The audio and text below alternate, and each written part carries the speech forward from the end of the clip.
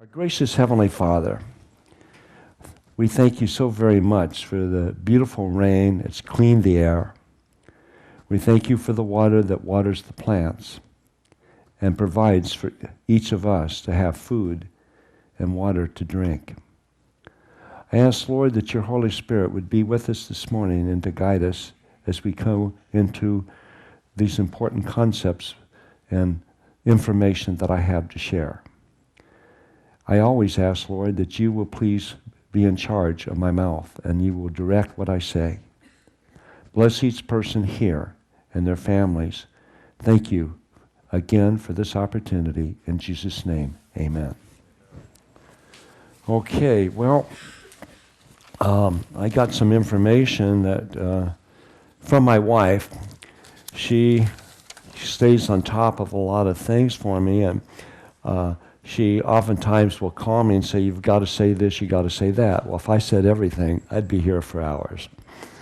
But anyway, she means well. And yesterday, there were a variety of earthquakes across the world. How many knew that? A few of you. Well, in Indonesia, there were two major earthquakes. They were 8.6 and 8.2.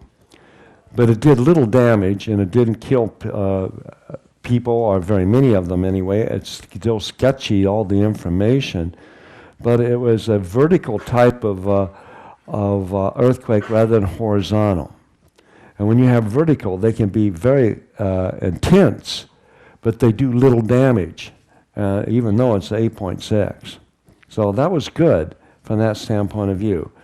We also know off the coast of Oregon, about 160 miles approximately, I think they said it was, there was a 5.9 off Coos Bay earthquake. Believe it or not, yesterday there was an earthquake in Bakersfield, 2.6. Probably no one felt it, but nevertheless, and the same in San Francisco, a 2.6. So a lot's going on, and that's another sign to me that the Lord is coming back. Pardon me? Yeah. In Mexico, that's right. I have it on here. I just didn't see it. I could put my glasses on. But there was one in Mexico, 6.5, but it was in a remote mountain village. So there wasn't a great deal of damage, maybe to that village, but not elsewhere. Well, I just want to tell you that war is coming. War is definitely coming in more than one way.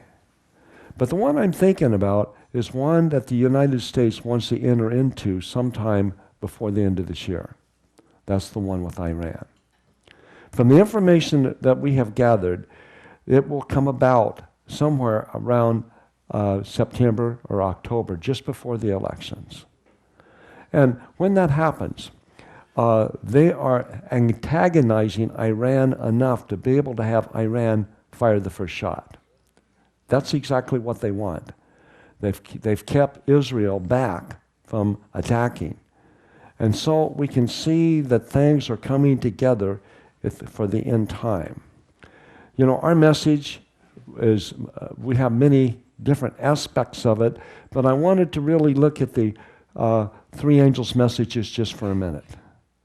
I read those quite often, and I have it partially memorized. But yet, we are so close to the end, and we are not giving the message or the warning message as we should. I'm not talking about the people in this room. I'm talking about the church as a whole. And we need to be giving that warning message. How many of our neighbors, friends, and our own community know nothing about what we do, what we believe? And these are people that we need to really come across. Well, about the year 1215 A.D. That's a long time ago, isn't it? Almost 1,000 years ago. An event took place that would forever change the world. This happened on June the 15th, 1215. At that particular time, there was a cavalcade of soldiers that came in on horseback, and they lined up in a certain location, and they had their shiny metal armor on with their spears and their swords. But they weren't battle ready. They were just there. A few minutes later, they could see in the distance riders coming towards them. And before long, they were able to make out it was the king, King John, and with him was a Roman prelate, the Bishop of Canterbury, Archbishop of Canterbury, and some of the bishops. When they arrived at the spot, they dismounted without pomp or ceremony. And they think the Archbishop is the one that spoke, and he outlined some principles.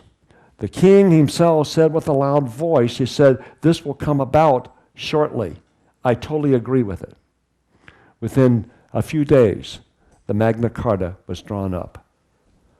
Well, we had an event happen the last day of last year, on December 31st, 2011, that forever will take away the Magna Carta and our Constitution. This particular event, and I'm sure most of you know what it is, was the National Defense Authorization Act. I had to look it up. And what that means is that when President Obama signed this, we now have dictatorship. That he can demand that anyone in the world can be assassinated, even American citizens. He can also come in and take you or me without charge, without due process, to a FEMA camp or incarcerate us in some way and keep us there indefinitely. And we may have done nothing except be a Seventh-day Adventist Christian. So things are changing drastically in our world today. Because the Magna Carta and the Constitution both, you have to understand that the early settlers of America brought the principles of the Magna Carta with them. In fact, it was one of the main principles that the Virginia Company used in the early days of America. And when the formers of the Constitution got together, they used the principles of the Magna Carta. And one of the main principles that the king wanted to have was due process of law. And that included monarchs, kings, presidents, whoever else in the world, that they could not be above the law. If a king was above the law, he was to be prosecuted just like a normal citizen would be. So forever it has changed. But what's surprising to me, in fact, let me just give you the bill number first. It's H.R. House of Representative Bill number 1540 and Senate Bill 1867. But what surprised me were those who wrote that bill. Two senators, Senator John McCain, and I was very surprised about that because Senator McCain himself was incarcerated, as we know, in North Vietnam for a period of time. And now he's opening it up that his own citizens, his own people can also be incarcerated. And the other was Senator Levine. The two of them drafted this legislation and it unanimously passed both houses, and the president signed it on the last day of the year, just before New Year's. We want to keep our religious liberty as long as we can, but we're slowly but surely losing liberties in this country. And we need to be prepared. I want to read just one little verse to you in the Bible. And it's in Galatians 5:1, which you all know. When you hear it here, it says, "Stand fast, therefore, in the liberty wherewith Christ has made us free, and be not entangled again with the yoke of bondage." Well, we're going to go into bondage, it appears, if things keep going the way they are. But yet we can always be free in our heart and our soul. As long as we have Jesus Christ, there's nothing they can do to us to take that freedom away from us. So we want to have that relationship like never before, to really know our Lord and let our Lord know us. It's so critical at this juncture in the history of the world. You know, you might think, oh, this is scary. But you know how I view it? I used to think that too. I get excited about it because I know that you and I are worthy to live in this time when the Lord is coming back, a time that the prophets and the apostles would love to have lived. You're privileged people. And we need to look at it that way and get excited because soon we're going to see the Son of Righteousness in the clouds of heaven. So it is coming very, very quickly to us. Well, before we get into a health message, I want to talk about the two Abrahams.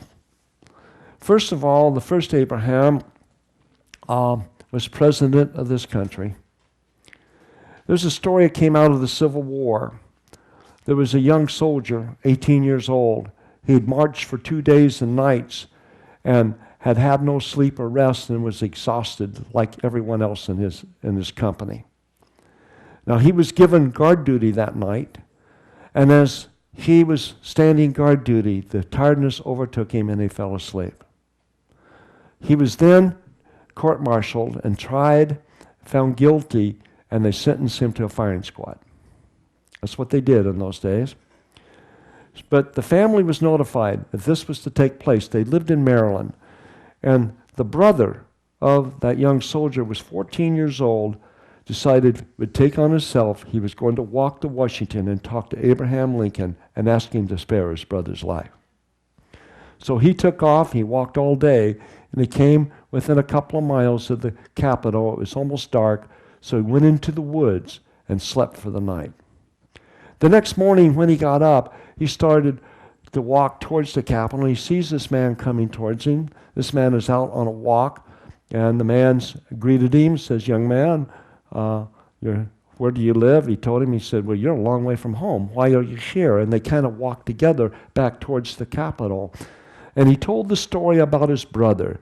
He says, "I'm going to plead with the president to save my brother." The man said to him, "What is your brother's name and what unit was he in?" He told him, he says, "I'm the president. I'll see to it that he lives." And so President Lincoln went back and told the generals, "Too many people are dying. Put this man back and others in a similar situation and reinstate them into the military." And this is what God does for us. Jesus died for us, that we might have that life too. It's a different kind of life. It's eternal life, but he died that we could have it. We also see this in the story of Abraham, who's called Father Abraham. And we know the story just briefly. Excuse me, I'm sorry about that. It's these chemtrails, I'm telling you. So anyway, Abraham in his story, we know he had the promise of a mighty nation. And he took things in his own hands. Basically, Sarah, his wife, encouraged him, and they had a child through Hagar. And Ishmael was the father of a great nation. Actually, Father Abraham was the father of those nations as well. But when, I'm just going to go quickly through the story, but when Sarah became pregnant with Isaac, and she had little Isaac, that became unbearable for Sarah because the mother and child would actually taunt her and little Isaac. So they were banished from the camp. Well, Isaac grew to a young man, and God wanted to really test him. You know, we may go through a test severe, maybe not as bad as this one, but we're going to go through severe testing. We have to be proven, each one of us has to prove that we are ready to go into heaven. We can't take any of the worldliness with us. We can't take sin with us, so we got to leave that behind, and we got to deal with it right now. So we know the story that Abraham and Isaac went to the mountains, 3 days' journey. And they came to the place, and they left the servants with the donkeys, and Isaac carried the wood for the sacrifice. And along the way, Isaac said, "Father, where is the offering? Where's the lamb?" And Abraham said, "God will provide." He did provide, didn't he? And we know just before he was to kill his son, the angel of the Lord told him not to harm the child. And so he did not. And God is going to test us that way, possibly because of the way things are today. When we are put into a FEMA camp or into a concentration camp, and I just want to say this about them, that today, just recently, they are now starting to activate these camps. They're now buying supplies and hiring people to man them. So something is going to happen. I have no idea what it is exactly or when it's going to happen, but I do believe it's going to happen. And they're going to create such a chaos from what we've been told and what we have found out that people in groves will want to go into those camps because they don't have food. They may not have a home. They may not have a place to stay. But yet, God will take care of his people.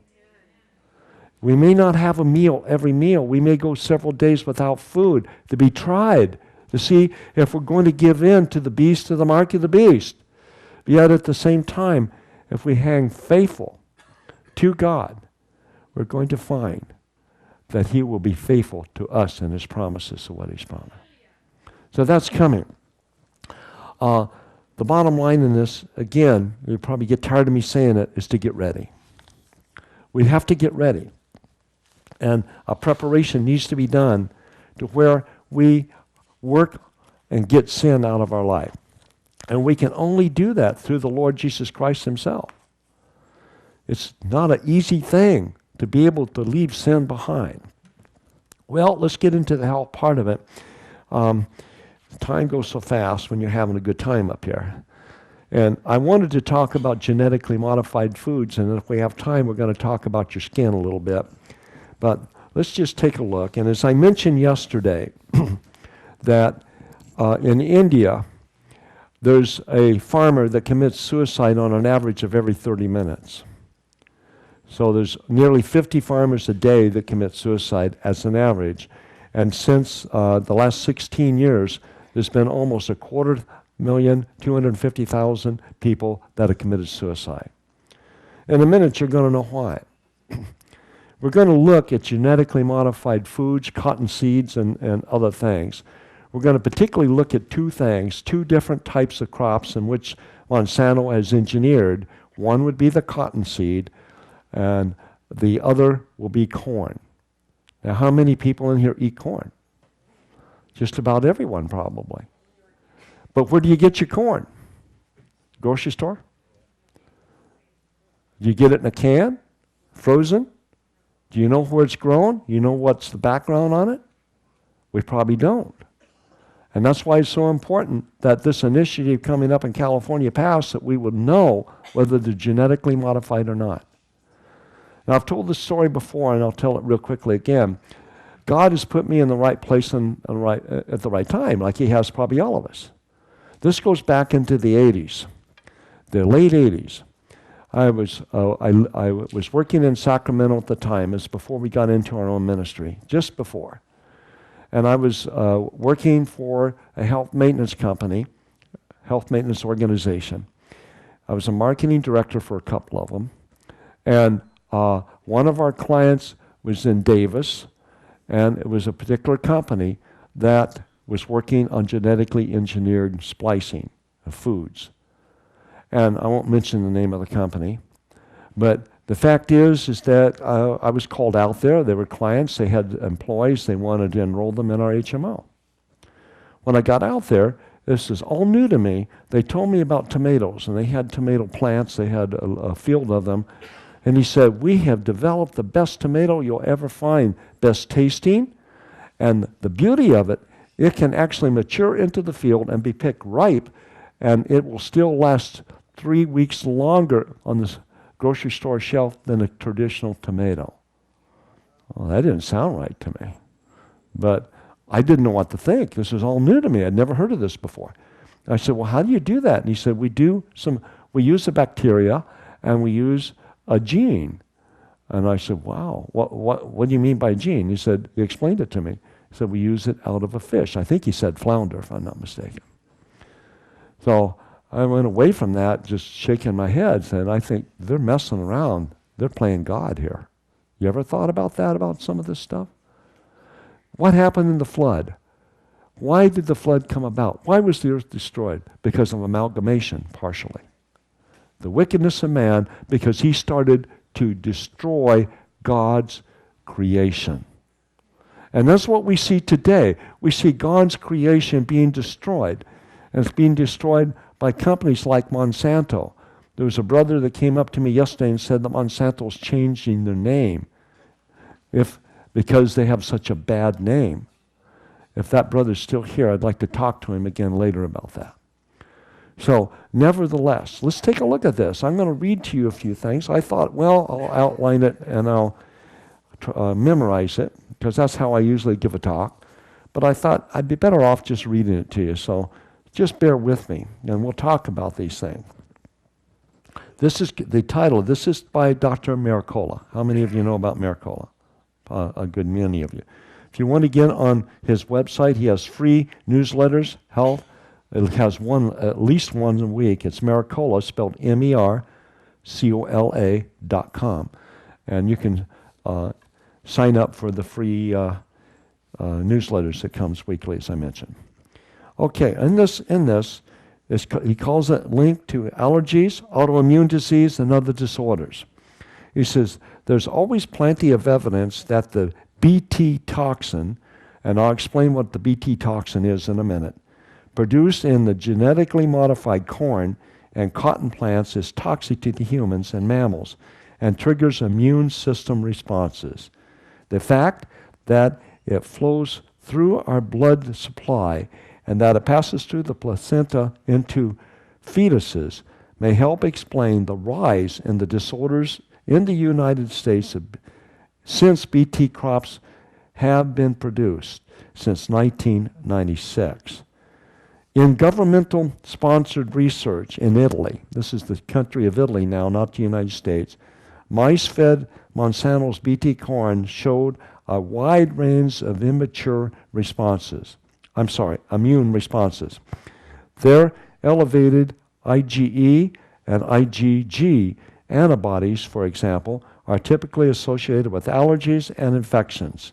The mice had an increase in cytokines, which are associated with the allergic and inflammatory responses. The specific cytokines that were elevated are also higher in humans who suffer from a wide range of disorders, from arthritis, inflammatory bowels, which could be colitis, diverticulitis, and things of this nature, which can be quite painful in people's lives, to multiple sclerosis and cancer. And so this is a very serious thing. And when we get into the cotton seeds in India, you're going to see why these farmers sometimes are committing suicide. Because Monsanto has actually ruined their farms, has destroyed them, destroyed their finances, and many of them have lost their farms. And the reason for it, and I'll just say this now, is because the farmer believed Monsanto came in and they did a sales campaign. They brought films in and showed the farmers if they would buy their seeds that they would have bigger crops and they would make more money. Well, most of these farmers produce their own seeds. They would grow cotton and they would extract the seeds from the cotton itself. Now, when I was a boy, I lived partially in the valley here, Carruthers. My grandfather had a farm, and I would help sometimes in the cotton harvest. He grew cotton. And if you've ever picked a cotton ball, you will see they're just full of seeds. That's why they have a cotton gin, or they used to. I don't see any of them going in California anymore. A cotton gin, and they would remove the seeds from the cotton itself. But so that's how they would do it, and probably they would do it very tediously. They would do it by hand over there. And they would save their seeds from year to year. Well, once Monsanto came in, they convinced them that they should buy their seeds and not worry about the traditional seeds, don't even keep them. But the farmers didn't realize that the seeds that came up with the cotton would not germinate the next spring. They were no good. And so they would have to buy the seeds every year, and the seeds were more expensive than the traditional seeds. Not only that, the GMO, not only whether it's a food crop or whether it happens to be cotton, has to take more water. It takes far more water. And in India, they did not have proper irrigation there, so it was very difficult for them to water the cotton as it should. Then there's more problems. They had to use more pesticides. It's supposed to be pesticide-free. No, not at all. So they had to spend money, which they didn't have to before, to be able to keep those cotton plants alive.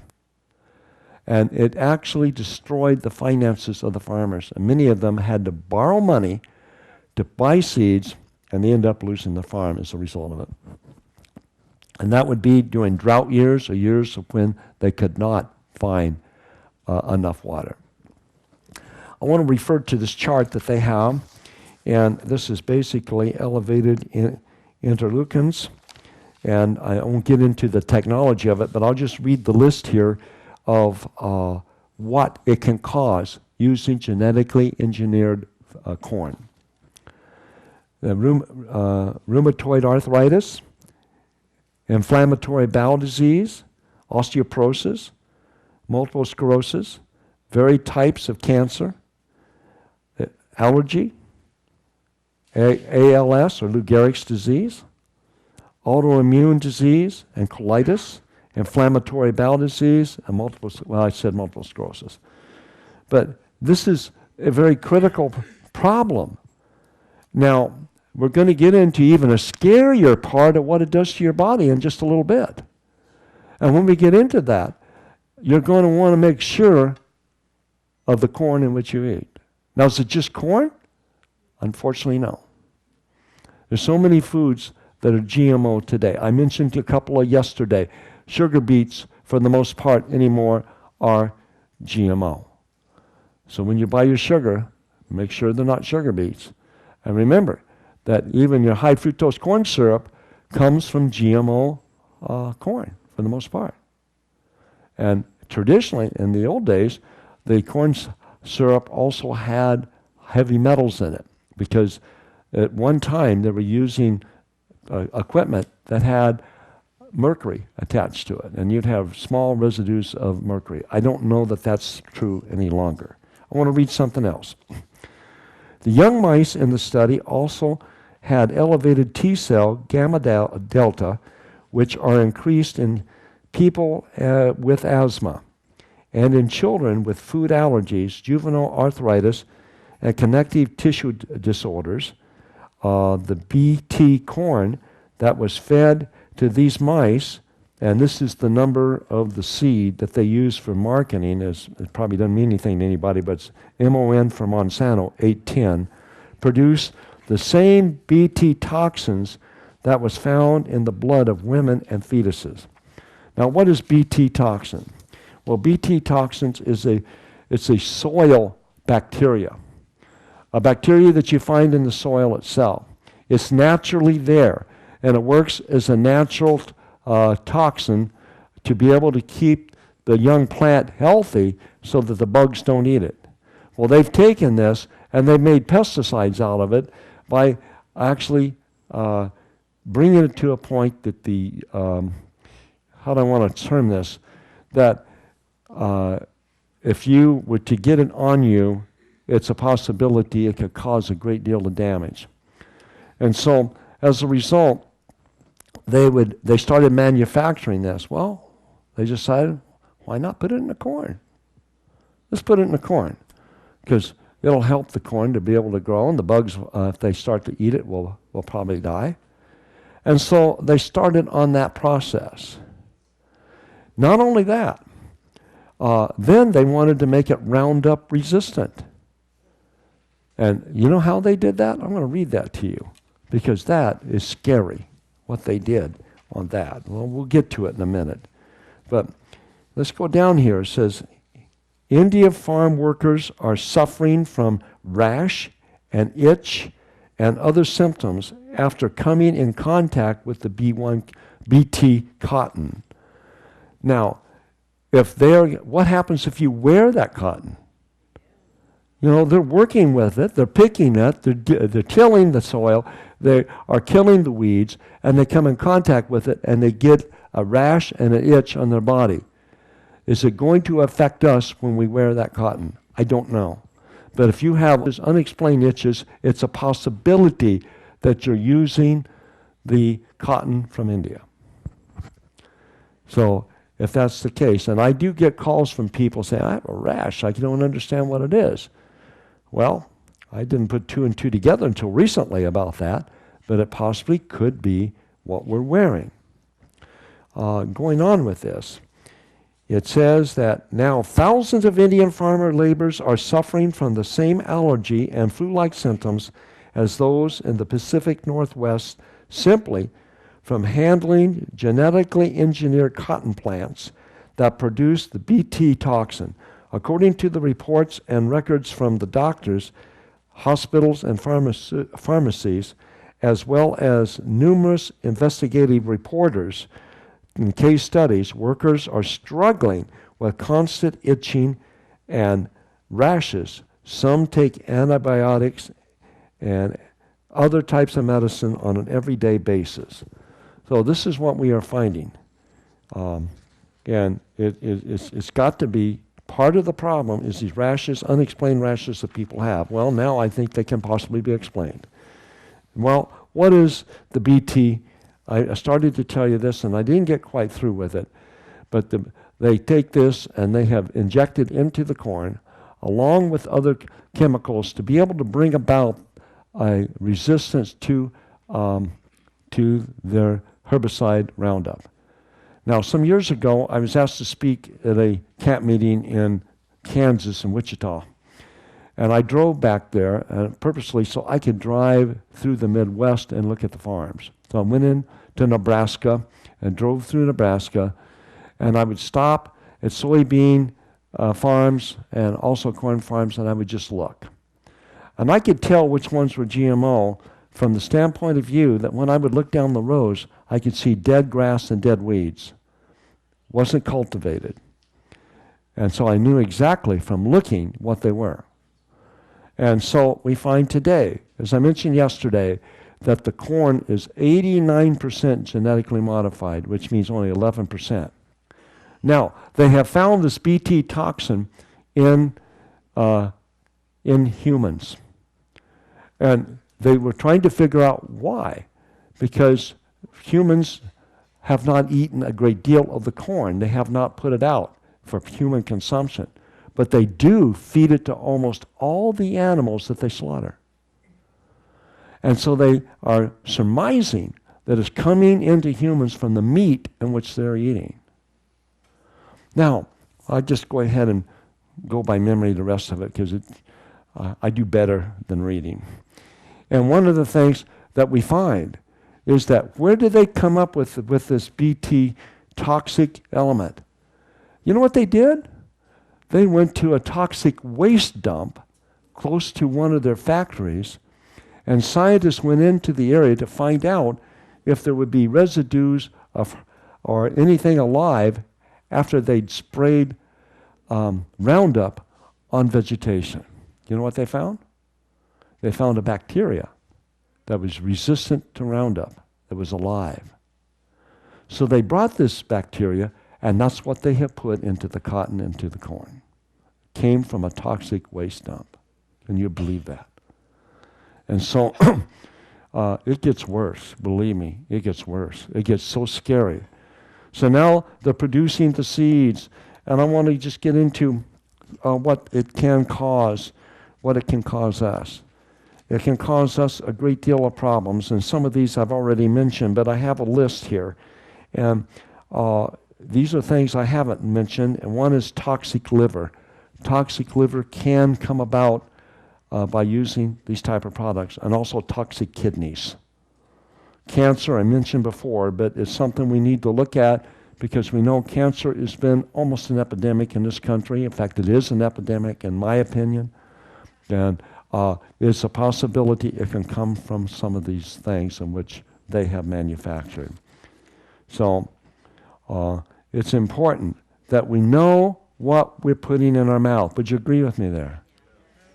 And so Monsanto does have a bad name, and they've created a lot of problems for themselves. Well, let me read a couple of things on here. I said I wasn't going to do it, but I will real quickly. It says, if the Bt toxins were causing holes in the intestinal linings of newborns, can you imagine it's causing holes in the intestinal lining of newborns, the passage of undigested foods and toxins into the blood from the digestive tract could be devastating. Scientists speculate that if it may lead to autoimmune disease and food allergies. Furthermore, since the blood-brain barrier is not developed in newborns, toxins may enter the brain, causing serious cognitive problems. We're going to have learning disabilities. Some healthcare practitioners and scientists are convinced that this is the apparent mechanism for autism. I think there's more than one way to get autism, but this is what they're saying, that this could be a possible cause of autism. You know, the statistics in autism change all the time. We were just reading, my wife read to me on the phone, even the last day or two, that autistic children is 1 in 88 in military families. And I thought, well, military families, but it's almost the same in the civilian population too. Very close to it. Why are we getting so much autism? Well, we've always surmised that heavy metals had something to do with it. You said thimerosal? Well, I know. I've heard this for many years that could be, but exactly. Who's saying that? Is that, Vern back there? Okay, Vern. All right. There's a lot of different ways that people get it, and I have talked about that in the past, but you know, this is definitely another way. Because what it does is this bacterium gets into the colon itself, and when it gets into the colon, it actually eats up your friendly bacteria, what might be left after antibiotics are killed, and it starts to multiply. Now you've got this bacteria, which is a parasite in your colon, and what's it going to do long term to the human body? We don't know. Well, let me read to you what happened in India real quick to the cattle and to some of their livestock. See if I can find it here. It's on this page, I think. I'll tell you. I should have marked it. What it does, in one village, they had 13 buffalo. You know, they used the water buffalo there. It was a small village. And every year, after they harvested their cotton, they would let the buffalo graze on the cotton plants. Now, the first year that they grew genetically modified cotton, they did the same thing. They let the bulls out into the cotton itself after they had picked it. In one 24-hour period, all 13 died. Also, they lost, I believe it was, if I could find it in the article, 26 goats and sheep the same day. These people can't afford to lose one. That's why they're bankrupt. And this story repeats itself time and time again throughout India. So please, in your own lives, make sure what you're eating. And it goes on to say, what if you're eating corn chips that are genetically modified, and there are companies that do make corn chips out of GMO type of corn? The question they were asking, is that going to cause the problem in the colon? I don't know. Maybe the bacteria is killed through heating process, through them frying the chips. It might be. Nobody knows at this point all the damage that can be done by this. But be careful, and particularly women with small children. If you happen to, or grandchildren, and you're using a soy formula, be careful. Make sure that soy formula is organic. I'm not crazy about soy anyway because of the fact that it can bring about estrogen dominance in people, because it can mimic estrogen. And many of the clinics in Mexico will not use soy at all. The Gerson Clinic recommends women with breast cancer not to use soy. So we have to be careful. And that's, what do you feed our kids? It's getting to the place where there's nothing safe to eat. But what we were told years ago? Get out of the cities and grow your own food and you'll live like kings and queens. Well, not everybody can do that. I realize that. And particularly today, with the economics, the way the world is, it makes it harder and harder every day. In fact, that's one thing I was going to mention was the economics, but I'll just do this part of it right now, a little interjection. Ben Bernanke has just put in over $1 trillion, I think it's $1.5 trillion into the American dollars. They're printing more dollars. They got the printing press going crazy. And it's going to cause inflation, and it's going to devaluate the dollar even more. So we got to do the best that we can. And back to the GMO, please, again, if you possibly can, even if you use flower pots, you can raise tomatoes yourself. It's getting to be illegal to even have a garden now. And particularly if you give your produce away or sell it, that is not legal any longer. And you just can't, you have to be careful. But still, in the same time, as long as we can, let's grow what we can. If you live in an apartment, you can always put it into a flower pot, plants, and get a little bit of food that way. And it doesn't take a lot of acreage or a lot of room in order to grow enough food to feed a family during the year. We've got to learn how to preserve that food and preserve it in a proper manner that we will have the food value when we're ready for it.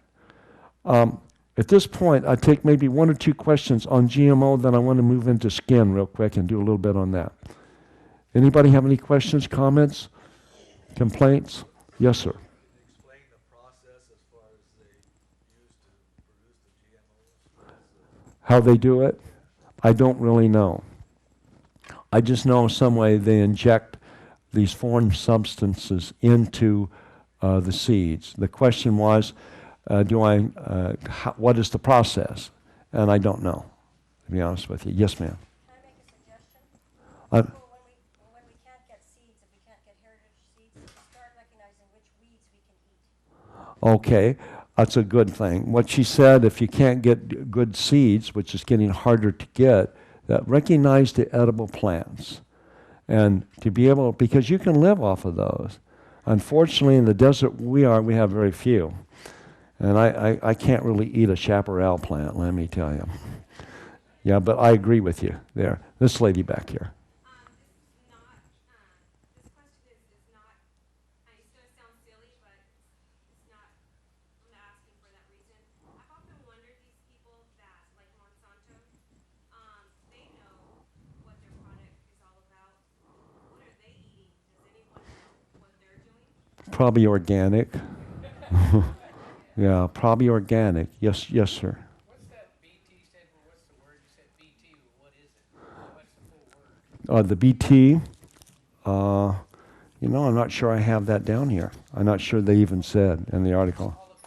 Okay, yeah, that'd be a good idea. One more question, then we're going to get into skin real quick. Yes, ma'am. Going back to India, are there any farmers left that have their own farms with the cotton seed to where they can share with these other farmers just to get them going again? Okay, the question was, are there any farmers left that have, excuse me, that have regular seeds? And can they share it with the other farmers? The answer is probably yes. Probably. I'm sure not every farmer went with the GMO. But anyway, I've got to have you hold it. I'm going to run out of time. But we can do it after the tape is shut off. Well, anyway, I know this is a big subject, and it could take all day, but I did promise that I would talk about skin just a little bit. So we got 10 minutes left, and we'll do that. All right. Skin is important, too, because we find that there's more and more disorders of the skin. And particularly when you're using GMO and you end up with the rashes and the itch and so on that's going on today. I can't tell you how many calls in the last couple of years I've gotten on strange things appearing on the skin and itching. And the answer, I didn't really know. but I think this is a definite possibility with GMO itself. So let's look at the skin, how we can become youthful. How many wants to be more youthful than they are? Well, only a few of you, huh? Okay. Well, I think most people would like to look a little more youthful. And the healthcare industry is making billions of dollars off of products that sometimes work and most of them don't. And so we're going to take a look at that real quick. First of all, let's look at the aging process. In the aging process, basically the main two layers of the skin we want to look at, epidermis and the dermis. The epidermis is the upper part. That's what we see, and the dermis is underneath. And what we're finding today with a lot of skin problems and why people age faster and why wrinkles come about is several things. Number one, the dermis feeds the epidermis, and the dermis sometimes starves. There is not enough nutrition in the body to feed the skin as it properly should be fed. And if that's happening to the skin, it's happening to other organs of the body, not only the skin itself, because we are just not getting the nutrition in our foods today. What kind of nutrition do you think might be in a GMO seed, in a GMO product, in corn? We don't know. But we do know there's a lot of harmful things there. I suspect there is not a lot of value there as far as nutrition.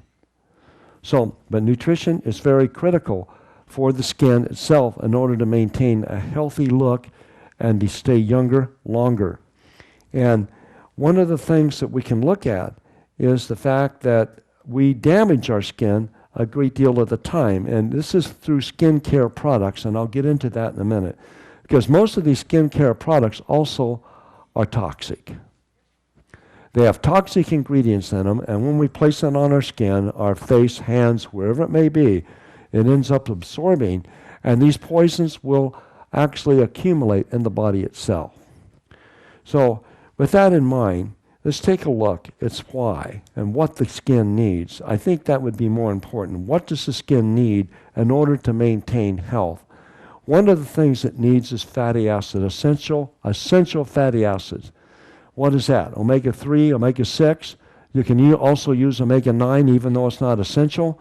And this is very important for the skin. Now, if it's important to the skin, it's important to your kidneys. It's important to other organs of the body as well. Okay. Another thing that the body that it needs is minerals. And the FDA came out with a report a couple of years ago stating that 95% of Americans are deficient in one mineral or more. And I believe that to be right. I believe we are deficient because, again, it's not in the foods in which we're eating, and that's a definite problem in which we have. Also proteins, amino acids. Amino acids are needed. Now, let me just say this. A lot of people overdo the amino acids. They're taking protein powders a couple times a day, this can be hard on the body. It can end up causing kidney failure, kidney problems, and I've known of cases of that nature. So we have to be careful and do the right things when it comes to proteins. Well, where are we going to get our proteins? Where are we going to get the amino acids that our body needs? Guess what? Green drinks, green leafy vegetables. That's where the big mammals get it. That's where the cattle would get it. And we can get it from the same source. We don't have to take a lot of animal protein. We don't have to take any animal protein at all in order to get enough protein. So be careful of that. I know that you go into health food stores and you find shelves of whey and other types of protein. If you're going to get a protein powder because you think you're deficient, get a Rice Bran. Rice Bran is high in protein, and it's not going to clog the arteries up as fast. In fact, it won't at all. However, if you take too much, it can hurt the kidneys. So be careful with it. But it is definitely needed for the skin itself. We also find that we need to take antioxidants. Oxidative stress or free radicals cause a great deal of damage to the skin itself. So we have to be very on purpose about doing that. We talked about our berries yesterday and antioxidant. So berries of all kinds, it doesn't matter what kind of berry, they all are antioxidant. Your green drinks are antioxidant. Your fruits and veggies are antioxidant. and we need to eat more. Did you know that many of our produce things that we have bought for centuries is down? People don't buy it. You know, cabbage just don't, it's not bought much anymore. It's down by 65%, the last thing I read, that people just don't buy it. I remember as a kid, we'd always have coleslaw or something going on, but we don't make it anymore as a people. Some of you probably still do. But cabbage is very critical because cabbage has natural bacteria in it. It'll help your colon, and it has some of the elements that the skin and other organs of the body really needs. So antioxidants are critical. The next thing that we have is that we need to eat, vitamins and minerals. And what's good for the skin would be vitamin E, for one thing. Vitamin E is very, very important. I have a list here of nutrients that we need. Let me see if I find it, and we'll go over that real quick. But we need vitamin E, vitamin C, selenium, and like I said, omega-3, omega-6. Now, that's not the only nutrient because we have to have all the ones I mentioned already. But if we will do that, it will be really helpful. Now, what happens if we go in, we say, well, we're going to have what do they call it? Trying to think here.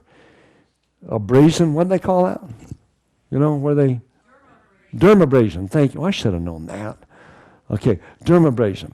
And so dermabrasion actually injures the skin because it's taking the epidermis layer and making it thin. And when we don't have the right nutrition or when we damage the skin becomes thinner and thinner because it's on a 30-day cycle.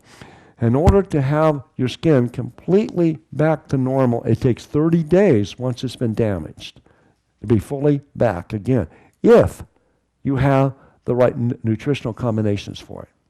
So it's important. And exfoliation, that's what it is, isn't it? Dermabrasion.